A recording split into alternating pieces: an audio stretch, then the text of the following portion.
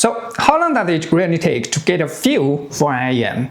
For me, it's about 3 days, not longer. Sometimes spending more time than actually change much.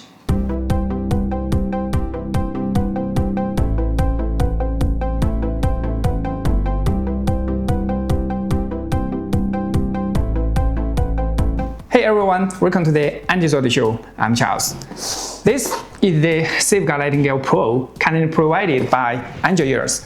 Thanks to them, and just to be clear, this isn't a technical review, no grams, no specs, just what I actually heard after living with it for a few days. First impressions, honestly, this feels more like a refinement of the original Nightingale than a full redesign. You'd get a new zebra wood faceplate and a 26 AWG needs cable. But visually, the overall design hasn't changed all that much. The aluminum magnesium alloy shell is still here, and I actually like it.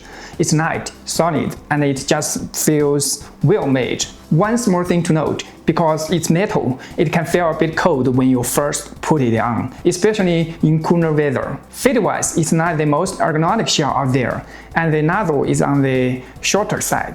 So insulation and fit might not be perfect for everyone. Weight has been reduced by about half a gram per side, pretty minor, and honestly, you are unlikely to notice it. As for the packaging, it's fairly simple. The ear tips are basic, nothing fancy, and that's pretty much what you get. So what's the biggest change here? It's a 14.5mm multi-magnetic planar driver. On paper, it promises better control, faster response, and more detail. And yes, sensitivity is higher too at 107 dB, but the specs aside, what really matters is how it sounds. Over the past few days, I've been using it in all kinds of situations, at work, on my commute, while walking, during night exercise, even before bed. I listen to a wide range of music, and mostly through the shining MIT. Let's start with the bass. It goes low enough and is well controlled, but honestly, it feels a bit on the lighter side, lacking some weight. On tracks like Call Me Now or Bones, it sounds clean and tidy, but it doesn't really hit hard.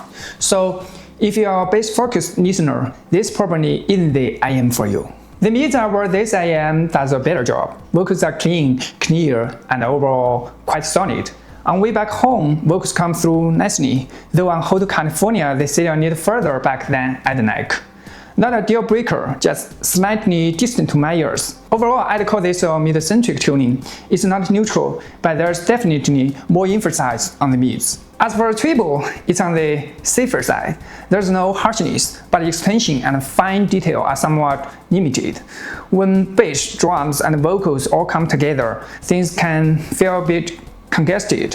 On just the way you are, I found myself wanting a bit more air, more openness. It never gets sharp or fatiguing, just not very spacious. Overall, the Nightingale Pro sounds light, clear, and very mid-focused.